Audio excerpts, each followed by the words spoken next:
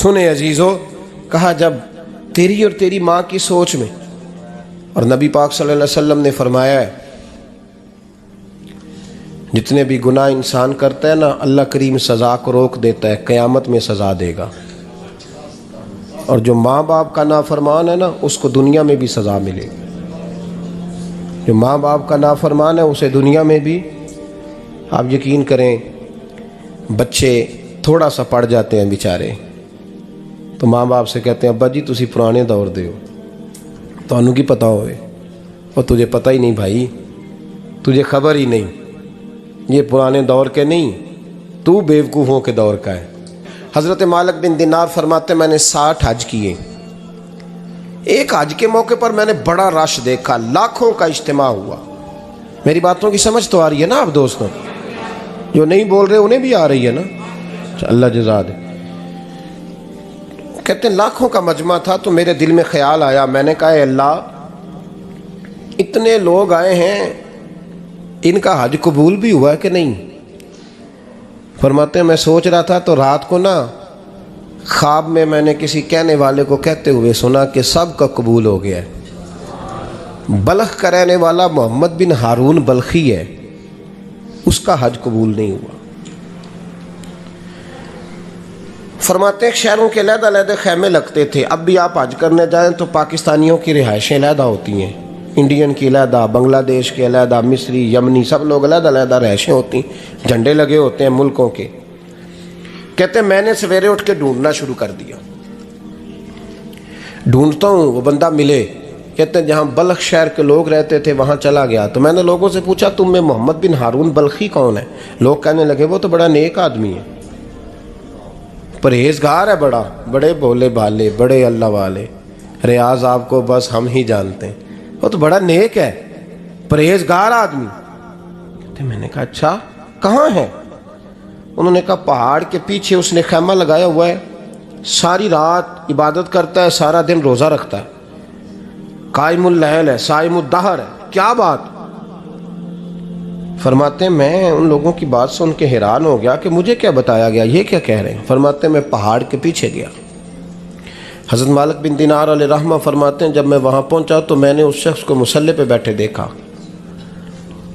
کثرت عبادت کے آثار اس کے وجود پر نظر آ رہے تھے، سیدھا بازو اس کا کٹا ہوا تھا۔ فرماتے 2 رکعتیں مکمل کر کے نا میں نے اسے السلام علیکم کہا تو مجھے کہنے لگا وعلیکم السلام، آپ مالک بن دینار ہیں؟ میں نے کہا بڑی اس کی فراست ہے۔ فرماتے پھر اس نے ٹھنڈی سانس لی، کہنے لگا آپ کو خواب آئی ہوگی کہ میرا حج قبول نہیں ہوا۔ فرماتے ہیں مجھ پر اور بجلی گری کہ کیا کہہ رہا؟ میں نے کہا یار لوگ بھی تیری تعریف کر رہے ہیں اور تیری بصیرت بھی بڑی ہے، تو یہ ماجرا کیا ہے؟ کہنے لگا آپ نہ پوچھیں۔ یہ کہہ کے اس نے رونا شروع کیا، دیر تک روتا رہا۔ میں نے کہا نہیں یار تو بتا۔ کہنے لگا نہیں آپ نہ پوچھیں، آپ ناراض ہوں گے۔ میں نے کہا میں نہیں ہوتا، تو بولنا۔ کہنے لگا حضور 24 سال ہو گئے مجھے حج کرتے ہوئے، 24واں حج ہے میرا، اور ہر سال کوئی اللہ کا ولی آ کے بتاتا ہے کہ جا چلا جا تیرا کوئی نہیں قبول ہوا۔ بے پروائی ویک سجن دی جتھے کسے دی پیش نہ جاوے، انہیں تاجاں والے در در رولے تے منگتیاں تخت بٹھاوے، آزم کسے نو کارا ملدا ہی کوئی کعبے و خالی آوے۔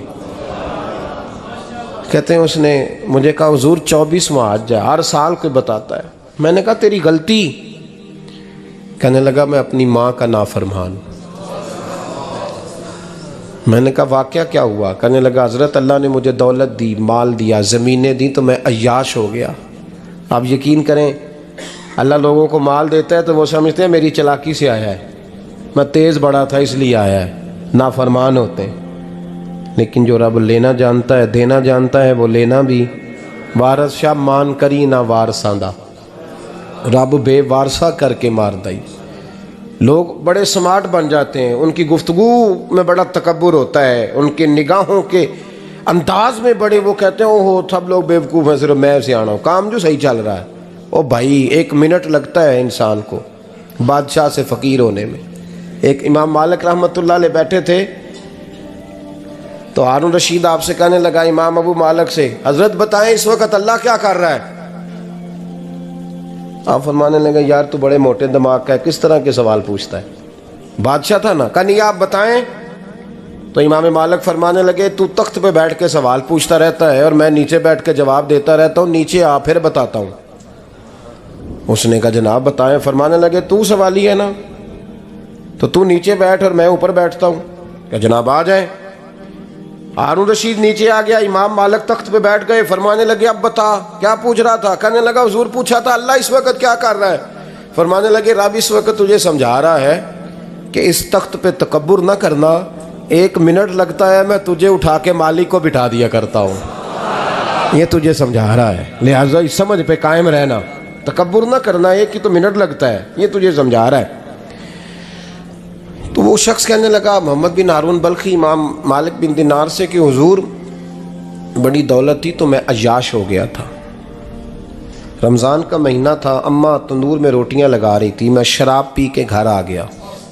ہمارے ہاں یہ بھی فیشن ہے نا، اب مہندی والے دن چودھری صاحب کے ڈیرے پہ جوان شراب پیتے ہیں تو پوچھتے ہیں حاجی صاحب آپ تو حاجی بھی ہیں تو ڈیرے پہ منڈے کیا کرتے رہے؟ کہتے میں ڈیرے تے تھا مینوں نہیں پتا، وہ کار لگے سن۔ حاجی صاحب آپ کو سارا پتہ ہے، اور اللہ آپ سے پوچھ لے گا۔ یہاں تو کوئی آدمی چپ کر جائے گا آپ کے قلوں کی وجہ سے، لیکن عرش کے مالک کو بھی تو جواب دینا ہے کہ نہیں؟ کیا طریقہ ہے؟ دیکھیں نا، کول والے دن محفل اور مہندی والے دن اللہ سے صرف دکھوں کا رشتہ ہے، رسول اللہ سے صرف غموں کا رشتہ ہے۔ اگر تو نے ڈھول ڈمکا شور شرابہ کیا ہے شادی والے دن تو کول والے دن بھی بجا، تیرا پتہ چلے، جنازے پہ بھی بجا۔ کیا تماشا ہے؟ مذہب صرف رسم ہے، ضرورت ہے، کوئی مر گیا تو قرآن پاک کھول لو، باقی جو مرضی کرو۔ حج بھی کیتی جاندے ہو، لہو بھی پیتی جاندے ہو، کھو کے مال یتیماں دا پیج مسیتی جاندے ہو، پھٹ دلاں دے سیندے نہیں، ٹوپیاں سیتی جاندے ہو، نفس تے چھری پھیر دے نہیں، بکرے کیتی جاندے ہو، فرض پلائی بیٹھے ہو، نفلہ نیتی جاندے ہو، او دسو تے سہی بلے نو اے کی کچھ کیتی جاندے ہو، او دسو تے سہی بلے شاہ نو کی کچھ کیتی جاندے ہو۔ کوئی طریقہ ہے؟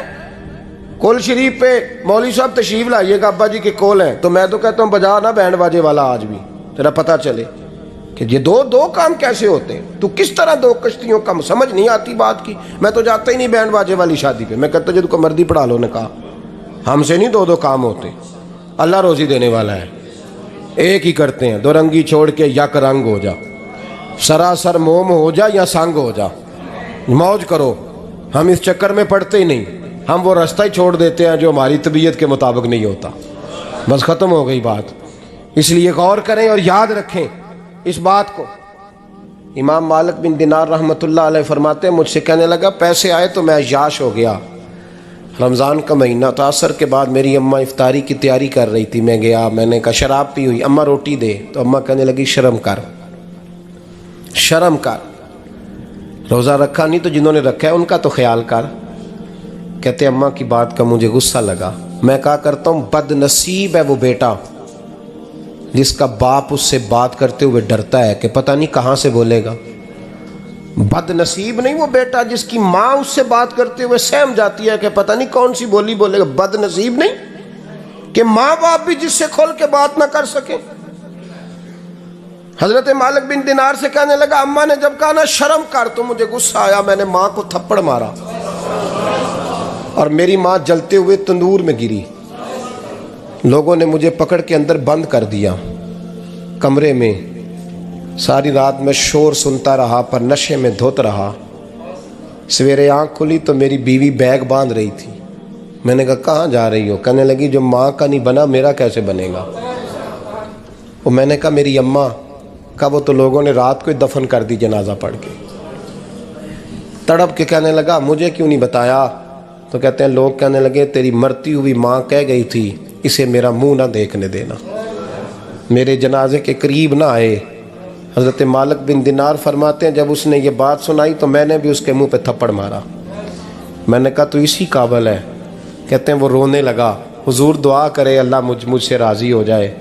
کہنے لگا جب ماں کی انتقال کی خبر ملی تو میں نے کلاڑی لے کے وہ ہاتھ کاٹ دیا جس سے ماں کو مارا تھا، میں نے ساری جائیدادیں خیرات کر دیں، 24 سال ہو گئے، 24 سال ساری رات نماز پڑھتا ہوں، روزہ رکھتا ہوں، حج کرتا ہوں، پر ہر سال کوئی آ کے کہتا ہے جا دوڑ جا، تیرا کوئی نہیں قبول ہوا۔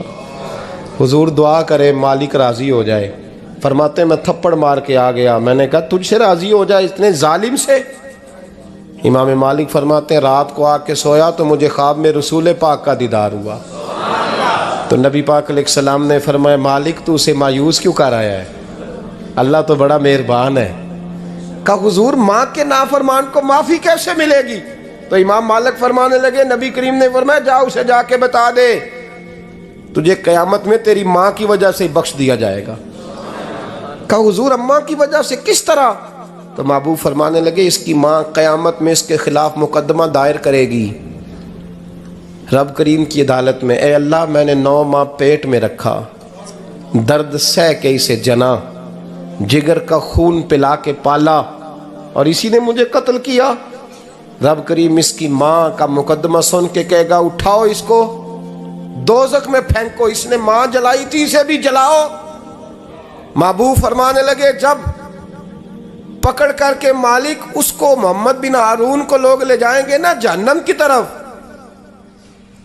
ابھی فرشتے گھسیٹیں گے ہی تو پلٹ کے پھر اماں کی طرف دیکھے گا، اور دوسری دفعہ پھر گھسیٹیں گے تو پلٹ کے دیکھے گا، اور تیسری دفعہ پھر پلٹ کے کہے گا اماں یہ مجھے جلانے لگے، اماں یہ جہنم میں پھینکنے لگے۔ میرے حبیب فرمانے لگے وہ جل کے مرنے والی ماں وہاں بھی بول پڑے گی، کہے گی یا اللہ چل میں نے معاف کیا تو بھی معاف کر دے، اے اللہ میں نے معاف کیا تو بھی معاف کر دے، اللہ تو معاف کر دے اسے، اللہ تو اس سے درگزر فرما، اسے معاف کر دے۔ میرے محبوب پاک علیہ السلام فرماتے ہیں رب کریم کہے گا اس نے تجھے جلایا، تو کہے گی اللہ یہ تو بیٹا تھا اس نے جلا دیا، میں ماں ہوں، میرے سامنے جلے تو میں کیسے برداشت کر سکتی؟ فرمایا اس نے جلا کے مارا تھا، پر اسی ماں کی وجہ سے رب کریم اسے جنت عطا فرمائے گا۔ پلٹا جا کے ماں کے پیروں میں بیٹھ، جا سویرے ان پڑھ باپ سے دعا کرایا کر، جا بالکل انگوٹھا چھاپ باپ سے صبح دعا کرایا کر، دیکھ رب کریم تیرے لیے رحمتوں کے دروازے کھول دے گا۔ عزیز دوستو قرآن مجید نے کہا ہے وَبِالْوَالِدَيْنِ احسانا، اپنے والدین کے ساتھ احسان کرو، اپنے والدین کے ساتھ احسان والا نیکی والا رویہ اختیار کرو۔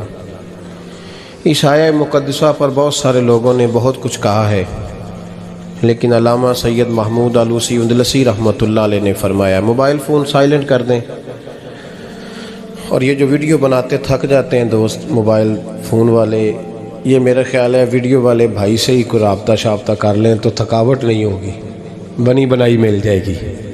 تصویریں اتنا زیادہ ضروری نہیں جتنی ہم نے ضرورت بنا لی ہے، بس ٹھیک ہے ضرورت کے تحت ٹھیک ہے، اتنا زیادہ اس پہ فوکس نہ کریں ورنہ اصل کام رہ جاتا ہے۔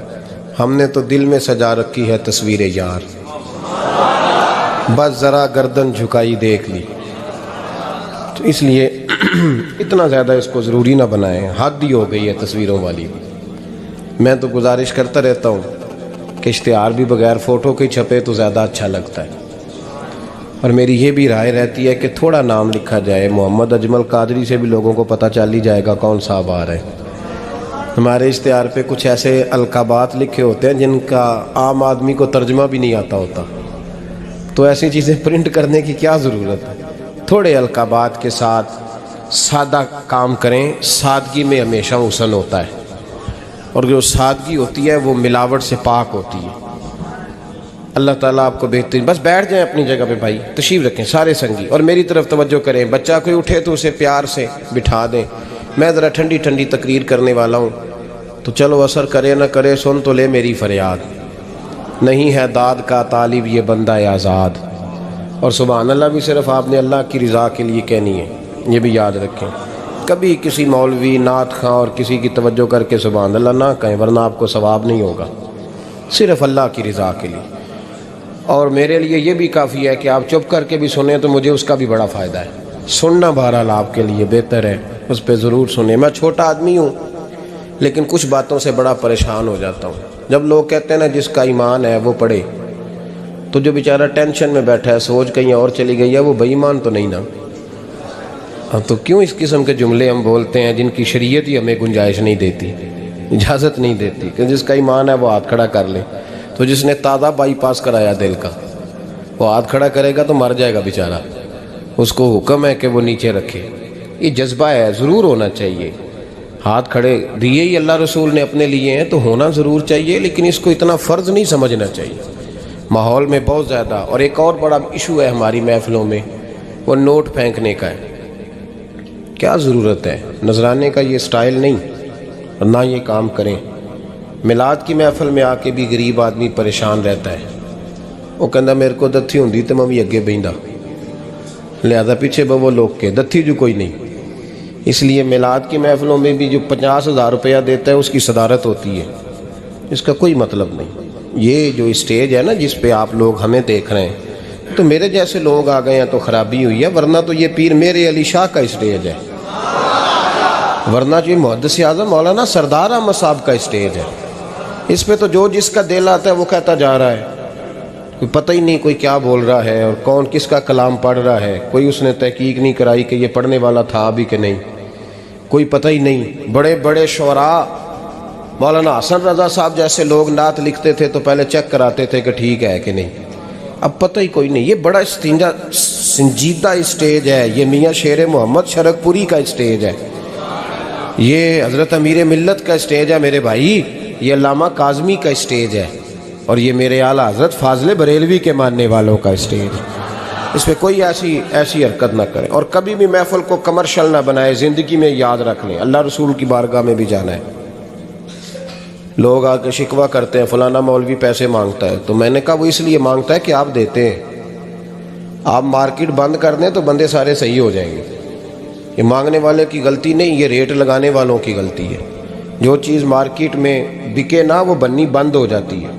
تو کیوں آپ لوگوں نے ایسے لوگ پرموٹ کیے جنہوں نے نعت بیچی 10,000 کی، تلاوت بیچی 10,000 کی، معاذ اللہ تقریر بیچی، کیوں ایسے لوگ پرموٹ کیے؟ کرو مدح اہل دول رضا، پڑے اس بلا میں میری بلا، میں گدا ہوں اپنے کریم کا، اور میرا دین پارا نا نہیں۔ اور یہ یاد رکھ لو زندگی میں، اس کی کو تھوڑی اور کم کر دیں جی، اللہ آپ کو جزا دے، برکت دے۔ یہ بھی یاد رکھ لیں کہ گردن کو جھکا دیتا ہے خیرات کا پتھر، جہاں میں مانگنے والوں کے سر کبھی اونچے نہیں ہوتے، سر اسی کا اونچا ہوتا ہے جو دینے کا عادی ہوتا ہے۔ جو کشکول طلب دراز کر کے رکھتے ہیں ان کے بھی کبھی سر اونچے ہوئے ہیں۔ وہ کسی نے کہا تھا، مجھے بعض لوگ فون کرتے ہیں، کہتے ہیں صاحب آپ کا ریٹ، تو میں کہتا ہوں تو کو دیتا ہی نہیں جانا۔ تو کیوں آپ ایسی بات کرتے ہو بھائی؟ ہم بڑے قیمتی لوگ ہیں، کیوں ہمارا آپ ریٹ لگاتے ہو؟ یہ شعر سن لیں، یہ شعر آپ کو فائدہ دے گا، اگر یاد ہو گیا تو بڑا نفع دے گا۔ یہ آرزو کرم اور میں آپ سے کروں، یہ آرزو کرم اور میں آپ سے کروں، یہ بھیک اس کو دیجئے جس کا خدا نہ ہو۔ تو جس کو بے حساب مل رہا ہو اس کو کیا ضرورت ہے ہاتھ پھیلانے کی؟ یہ بھیک اس کو دیجئے جس کا، ایک طرف نعرہ لگتا ہے کون دیتا ہے دینے کو، دوجے پاسوں آنے نے دیا جے 20,000، اور ظالمہ ان پہ آندہ سے نبی پاک کو لینے نے۔ نذرانہ کوئی تحفہ دے تو لینا سنت ہے، لیکن یہ جو سٹائل ہے نا کہ طے کرنا، اور پہلے ماڑے بندے دی پہنچتے محفل بھی کوئی نہیں رہ گئی، وہ بھی آندہ کمیٹی نکلے گی تو جلسہ کرانگے، ایڈا مہنگا جلسہ، اس کی پہنچ میں تو محفل بھی کوئی نہیں۔ غریب آدمی تو اب ترس گیا ہے نعت سننے کو بھی، اس لیے کہ اس کا بھی ریٹ ہے۔ باز آئیں اس چیز سے۔ ہمارا اعلیٰ حضرت فاضل بریلوی رحمۃ اللہ علیہ تیل لینے چلے گئے دکان پہ، دکاندار کو بوتل دی تیل والی، بھر کے دے دو۔ اس نے بھر کے دی تو اعلیٰ حضرت نے فرمایا کتنے پیسے؟ اس نے کہا جی ویسے تو 5 آنے کی ہے، آپ ہمارے عالم دین ہیں، آپ 3 آنے دے دیں۔ اعلیٰ حضرت نے پورے 5 دیے، فرمایا تو پورے رکھ، میں احمد رضا ہوں، میں اپنا علم 2 آنے کا نہیں بیچا کرتا، تو نے میرا 2 آنے ریٹ لگایا ہے، آپ عالم ہے تو 2 چھوڑ دیں۔ اس لیے سنجیدگی پیدا کریں یار، کوئی ضروری نہیں، کوئی سنتا ہے تو ٹھیک ہے، نہیں سنتا تب بھی ٹھیک ہے۔ جن کی پڑھ رہے ہو وہ تو سن رہے ہیں کہ نہیں؟ یہ کافی نہیں کہ جن کی پڑھ رہے ہو وہ سن رہے ہیں۔ اس لیے مہربانی فرمائیں اس ماحول کو خاصا سنجیدہ کریں، اس پر خاص محنت کریں۔ اس لیے نہیں کہہ رہا بنانے کے لیے، مسجد میں بیٹھا ہوں باوضو ہوں، میرا دل نہیں مانتا جب میں اسٹیج پہ آؤں تو کوئی بندہ نعرہ لگائے۔ کیوں بھائی، کوئی ضروری ہے؟ بوڑھا آدمی بیچارہ بیمار بیٹھا ہے اور عشاء کا وقت کا وہ آیا ہوا ہے، اور نبی پاک صلی اللہ علیہ وسلم نے فرمایا سفید بالوں کی عزت اسی طرح ہے جس طرح تم نے اپنے اللہ کی عزت کی ہے۔ یہ بخاری مسلم کی حدیث ہے۔ فٹافٹ کھڑے ہو جاؤ جی پیر صاحب آ گئے تھے، پیر صاحب ٹائم نہ لاؤندے آؤ۔ کیوں یہ کام کرتے ہیں؟ کچھ بھی نہیں ہوتا، جو عزت کرتا ہے اس کا پتہ ہوتا ہے دل سے کر رہا ہے، بیٹھا رہنے دے لوگوں کو، کوئی فرق نہیں۔ یہ بڑی خوبصورتی پیدا کریں، آپ ماحول کو صحیح کریں، آپ کے جلسے کئی گنا زیادہ بڑے ہو جائیں گے انشاءاللہ تعالی۔ اور میری آخری گزارش تمہیدی بات کر رہا ہوں، وہ یہ ہے کہ محفلوں کی ترتیب لگائیں۔ جو قاری صاحب نے عشاء کے فوراً بعد تلاوت کی انہوں نے بھی قرآن ہی پڑھا تھا، وہ بے قاعدہ کیوں تھی؟ پھر جو دوبارہ 1.5 گھنٹے کے بعد باقاعدہ شروع ہو گئی تو وہ قرآن پاک نہیں تھا؟ کہتے ہیں ان باقاعدہ شروع ہونے لگی ہے، کیا مطلب ہے اس کا؟ باقاعدہ محفل عشاء کے بعد شروع کریں، ٹائم دیں، نعت خواں کو وقت دیں، اور دعا کا ٹائم لکھیں۔ آپ میرے پاس کبھی آئیں، ہزاروں کا جلسہ ہوتا ہے ہمارا، لیکن ہم 1.5 گھنٹے سے زیادہ محفل کرنا مناسب ہی نہیں سمجھتے، اس لیے کہ اگر فجر سویرے تانگ ہو جائے تو ساری رات جلسے کا مقصد کیا ہوا؟ اور مختصر بات کریں گے خیر الکلام ما قل و دل، تو وہ بڑی بہترین رہے گی۔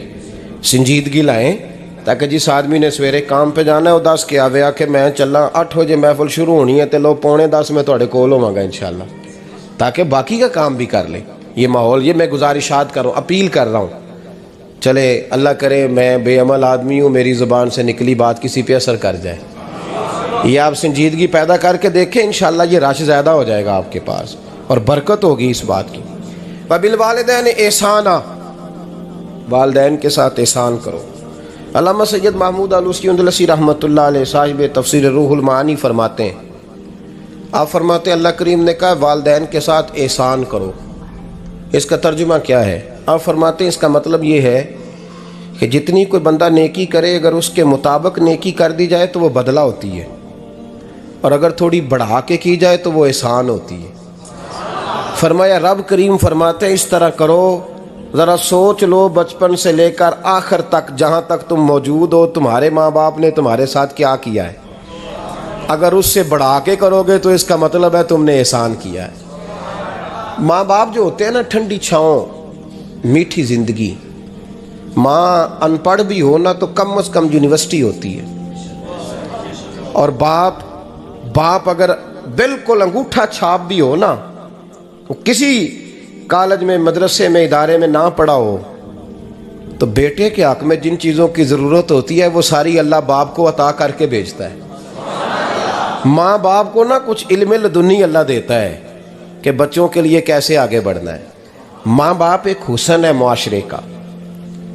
رب تبارک و تعالیٰ کی دیکھیں نا، اللہ اکبر، دنیا میں کسی کی محبت جانچنی ہونا تو محبت کی تمثیل دی جاتی ہے۔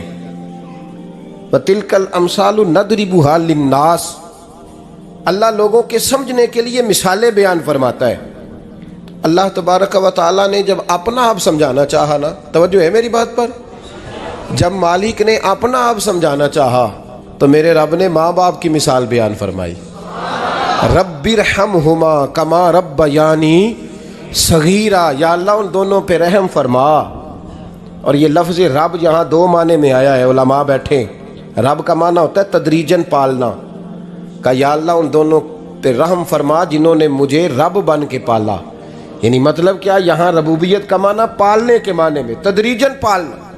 میرے نبی پاک صلی اللہ علیہ وسلم نے فرمایا اللہ تم سے 70 ماؤں سے زیادہ محبت فرماتا ہے۔ یہ امام سیوطی نے در منصور میں روایت لکھی ہے۔ اچھا بھائی، اللہ نے بھی مثال ماں کی بیان فرمائی، فرمایا گھر جا کے اپنی اماں کو دیکھ لو، اماں تم سے کتنا پیار کرتی ہے، بس اس پیار کو تولنا شروع کر تو 70 ماؤں سے بھی زیادہ رب تم سے محبت فرمانے والا ہے۔ ماں کے سینے میں نا، دیکھیں نا، ایک بچی ہوتی ہے BA، وہ اس نے کر لیا، اس کی اماں روز کہتی ہے بیٹے سویرے اٹھا کر۔ ساس کے پاس جائے گی تو وہ کہے گی کہ اس کی اماں نے سویرے اٹھنا سکھایا ہی نہیں، اب بیٹی کہتی ہے اماں جدو جاواں گی ویکھی جائے گی۔ اچھا اس کی شادی ہو گئی، اس کی ساس نے آہستہ آہستہ شکوے شروع کر دیے، خامن سے کہنے لگی تو اس کو اٹھاتا ہی نہیں سویرے، وہ بھی کہتا ہے کمرے میں جا کے اماں شکوہ کرتی ہے تو اٹھتی نہیں، اور بچی لاڈلی تھی وہ نہیں تھی اٹھتی ٹائم پہ۔ زندگی کے 22 سال 23 سال وہ سویرے نہیں اٹھی، وقت پہ نہیں اٹھی، مثال دے رہا ہوں۔ پھر اسی بیٹی کو اللہ نے ایک بیٹا عطا کر دیا۔ صبح 100 آواز اس کی اماں دیتی تھی پر اس کی آنکھ نہیں کھلتی تھی، لیکن اسی بیٹی کا بیٹا سحری کے وقت ہلکا سا روتا ہے، ساری دنیا سوئی ہے پر اماں اس کی فٹافٹ جاگتی ہے، فٹافٹ جاگتی ہے۔ ایک آدمی تھا تو اس کی بیوی انتقال کر گئی اور اس نے طلاق دے دی، 10-11 سال کا اس کا بیٹا تھا، اس نے دوسری شادی کر لی۔ ایک دن اپنے بیٹے سے کہنے لگا بیٹے وہ سگی اماں ٹھیک تھی یا یہ والی ٹھیک ہے؟ تو بیٹا کہنے لگا ابا جی یہ ٹھیک ہے، وہ سگی امی جھوٹ بڑے بولتی تھی، سگی امی جھوٹ بڑے بولتی تھی، جھوٹی تھی، یہ سچی ہے۔ اس نے کہا بیوقوف تیری ماں جھوٹی تھی؟ اس نے کہا ابا بڑی۔ کہا کس طرح؟ کہنے لگا ابا جی میں نا کبھی، آپ کو پتہ میں شرارتی ہوں، کبھی میں شرارت کرتا تھا نا کوئی برتن توڑ دیتا تھا تو میری سگی اماں مجھے تھپڑ مار کے باہر نکالتی تھی، کہتی تھی میں تالا لگاؤں گی باورچی خانے کو، تجھے ساری رات روٹی نہیں دینی، تو آج بھوکا ہی رہے گا، بالکل نہیں دینا، ساری رات نہیں دینا۔ بڑے دعوے کرتی تھی، قسمیں اٹھاتی تھی، پر بڑی جھوٹی تھی۔ آدھا گھنٹہ بھی نہیں گزرتا تھا تو گلیوں میں مجھے ڈھونڈنے لگ جاتی تھی، ڈھونڈ کے لاتی تھی، ڈھونڈ کے، اور لا کے نا تو غلطی میری ہوتی تھی، رونا میری اماں شروع کر دیتی تھی، وے اوے مینوں نہ ستایا کر وے پترا۔ پھر میری مرضی کا کھانا مجھے پکا کے دیتی تھی، میری مرضی کا، اور پھر میری اماں مجھے تحفہ بھی دیتی تھی۔ ابا جی وہ جھوٹی تھی، پہلے کہہ رہی تھی ساری رات نہیں دینا، اب آدھا گھنٹہ، یہ بڑی سچی ہے جو اب آئی ہے۔ میں شرارت کرتا ہوں تو تھپڑ مار کے نکال دیتی ہے، کہتی ہے روٹی نہیں دینی، پھر میں ساری رات رو کے گزارتا ہوں پر نہیں دیتی۔ یہ سچی ہے، وہ جھوٹی تھی۔ تو ماں کے درد کو کیا سمجھے؟ بچے تو کہتے ہیں اماں نے ہمیں قید کر دیا، اماں کہتی ہے میری مرضی سے کھاؤ، اور تجھے نہیں پتا اس نے قید نہیں کیا، وہ تم سے پیار بڑا سچا کرتی، اور بڑا سچا پیار کرتی ہے تیرے ساتھ، بڑا سچا۔ بیٹا برگر کھا کے آ جاتا ہے، اماں کہتی ہے روٹی کھا لے، کہتا ہے نہیں آپ نے بینگن پکائے ہوئے ہیں میں نے نہیں کھانے، تو اماں منتیں کرتی ہے، کہتی ہے چل توں دس کی کھانا ہے، تینوں سیویاں نہ بنا دیاں، فٹافٹ دال پک جائے گی، کیا کھائے گا؟ وہ ابا جی میری طرح قریب سے کہتے ہیں چھڈ پرا بھوک لگے گی تو آپ ہی کھا لے گا، لیکن اماں کہتی ہے اس نے روٹی نہ کھائی تو مجھے نیند نہیں آئے گی۔ تو اس درد کو سمجھنا، میں غلام ہوں ایک آستانے کا، اور میں سمجھتا ہوں جو کسی کا مرید ہی نہیں اس پر تو سایہ ہی نہیں، اسے چاہیے کسی بزرگ کا سایہ حاصل کرے۔ لیکن بھائی یہ بات بھی بڑی سچی ہے کہ میرے جیسے پیر کے ہاتھ میں 5000 روپیہ نذرانہ دو نا، پیر صاحب دعا کرنا، تو پیر صاحب نے دعا پکی یاد کی ہوئی ہے سب کے لیے، رٹی رٹائی، اللہ خیر کرے اللہ بھلا کرے، اور سب کے لیے رٹا لگایا ہوا ہے۔ اور اماں کو بیٹا ویسے ہی کہہ جائے، ویسے ہی اماں میں انٹرویو دینے جا رہا ہوں ذرا دعا کرنا، وہ بیبیاں منگا کے دعائے تنجینہ پڑھانا شروع کر دیتی ہے، اور ساری رات مسلح پہ بیٹھی۔ اس درد کو سمجھنا۔ اور بھائی بڑا ویل ڈریس بیٹا ہوتا ہے، ویل ڈریس نوجوان، وہ 18,000 کا جوڑا پہنتا ہے، 7,000 کا جوتا خریدتا ہے، وہ قیمتی قسم کی گھڑی استعمال کرتا ہے، لیکن اسی بچے کے جب اپنے بچے ہوتے ہیں نا تو بی بی کو کہتا ہے یہ لے 10,000 روپیہ، بچوں کے کپڑے خرید لے، میرے صحیح ہیں ابھی کل ہی تو خریدے تھے۔ اور باپ، اور تو سمجھا ہی نہیں یار، 30 سال باپ نے جوانی ساری سعودی عرب کو دے دی، لیکن تیرا خیال رکھا۔ میں ایسے لوگوں کو جانتا ہوں جنہوں نے 30 سال پردیس میں کمبل نہیں بدلا، اور جہاں گئے تھے تو ایک کمبل خریدا تھا پھر بدلا نہیں۔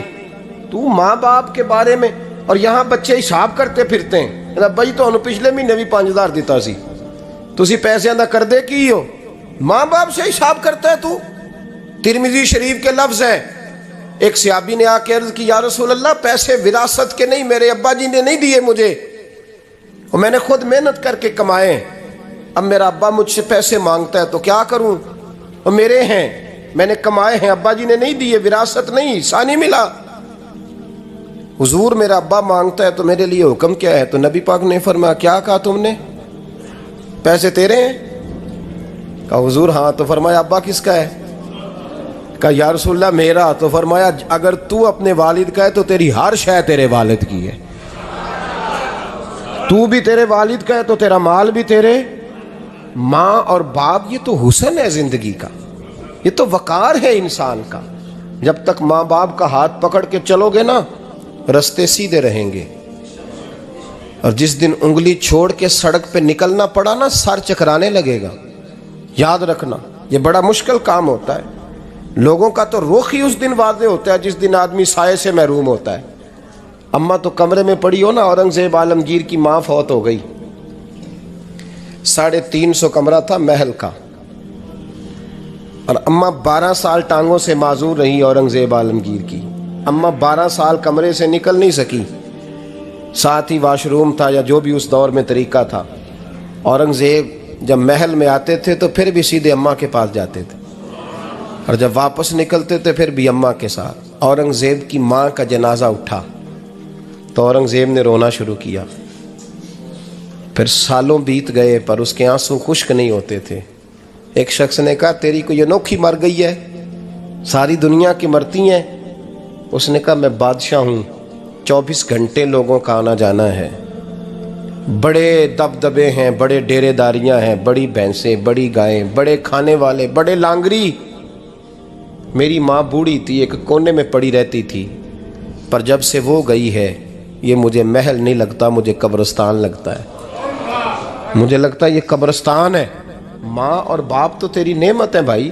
ہم بچے، ہمارے آج کل کے بچوں نے ایک مسئلہ بڑا پکا یاد کر لیا، کہتے مولانا پیر صاحب پسند کی شادی کرنا جائز نہیں؟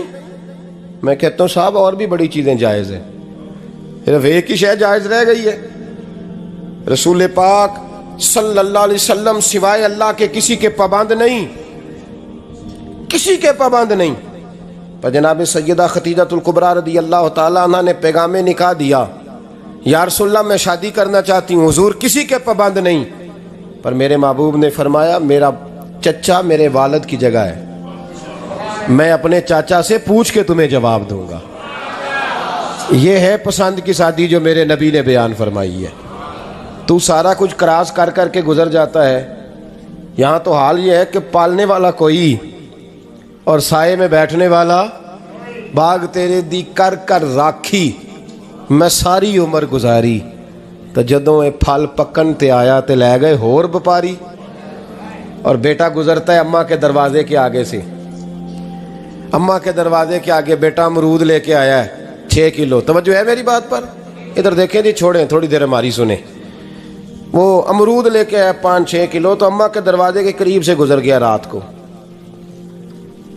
تو کمائی کھانے کا ٹائم آیا نا تو گزر گیا۔ تو وہ وزیر اعظم سے ڈرتا ہے نا، تو جا کے بی بی سے کہتا ہے بی بی کے حقوق دینا بھی رسول اللہ کی سنت ہے، لیکن یہ کیا بات ہوئی، تو نے بیوی اور ماں کا مقابلہ شروع کرا دیا ہے؟ سمجھ تو صحیح، یہ تیرے لیے کعبے کی جگہ ہے اور تو بیوی کے لیے کعبے کی جگہ ہے، اسے بھی سمجھنا چاہیے، غور کرنا چاہیے۔ 5 کلو امرود لے کے تو ماں کے کمرے کے قریب سے گزر گیا ہے، بی بی کو جا کے کہتا ہے چل آدھا کلو اماں کو بھی دے آ، اس کے کون سے دانت ہیں، تو پلیٹ میں ڈال کے وہ لائی ہے۔ تو سمجھا ہی نہیں، تو نے غور ہی نہیں کیا۔ بندہ تو وہ ٹھیک نہیں تھا، نپولین، پر کسی نے اس سے پوچھا تھا بتا زندگی میں پیسے لینے کا مزہ کب آیا؟ اس نے کہا کہ مجھے مزہ تب آتا تھا کہ میں اپنی ساری کمائی لا کے اپنی اماں کے ہاتھ پہ رکھتا تھا، اور پھر جب میں اپنی ماں سے تھوڑا تھوڑا خرچہ لیتا تھا نا، تھوڑا تھوڑا، توجہ ہے میری بات پہ؟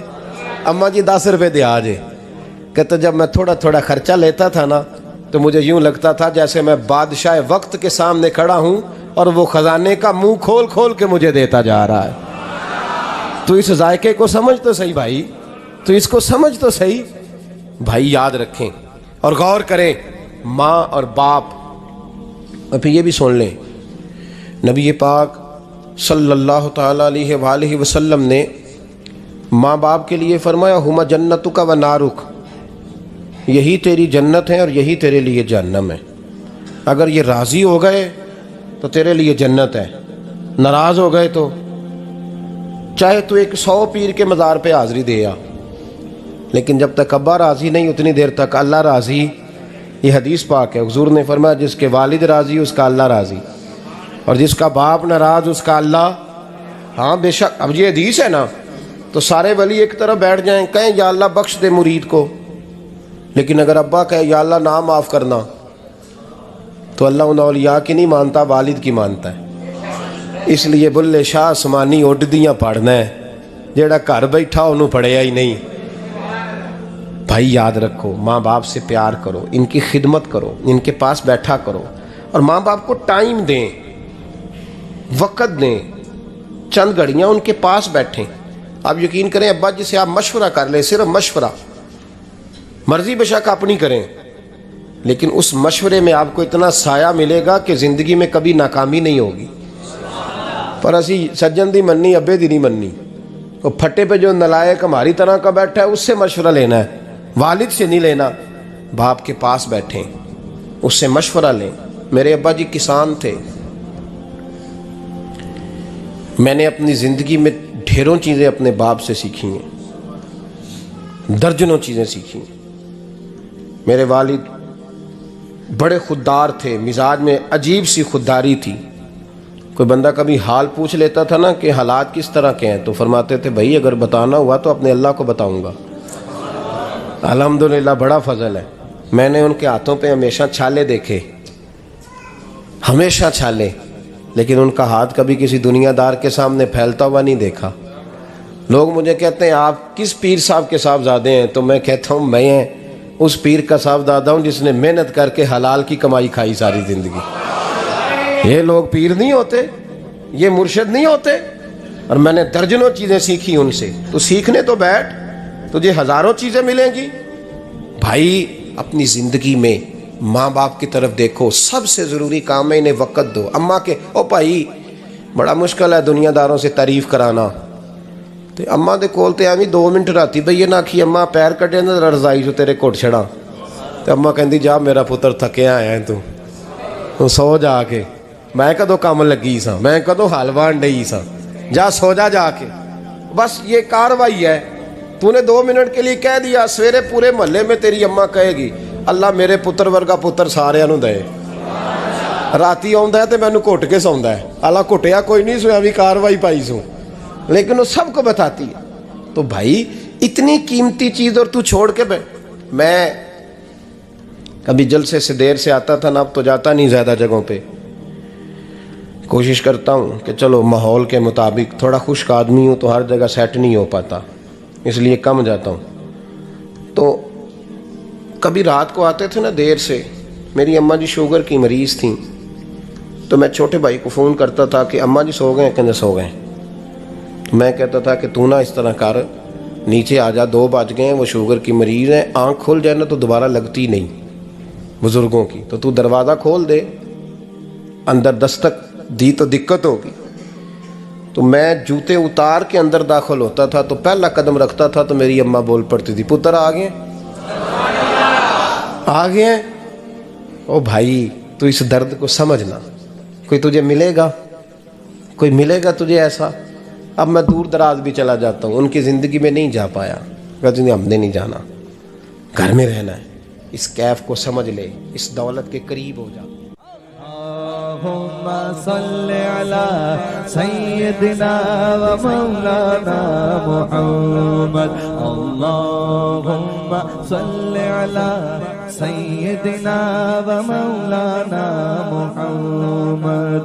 اللہ کے شیر ہے در کرار پر درود، اللہ کے شیر ہے در کرار پر درود، اللہ کے شیر ہے در کرار پر درود، حضرت حسن حسین کے کردار پر درود، اللہم صل علی سيدنا ومولانا محمد وعلى سيدنا علي وسيدتنا فاطمة وسيدتنا زينب وسيدنا حسن وسيدنا حسين وعلى آله وصحبه وبارك وسلم زینب کی بارگاہ میں زینب کی بارگاہ میں زینب کی بارگاہ میں زینب کی بارگاہ میں سلام نیاز ہے زینب کی بارگاہ میں سلام نیاز ہے جو مرتضیٰ کی لاڈلی زہرا کا ناز ہے اللہم صلی علی سیدنا و مولانا محمد وعلى سيدنا علي وسيدتنا فاطمة وسيدتنا زينب وسيدنا حسن وسيدنا حسين زینب کی بارگاہ میں سلام نیاز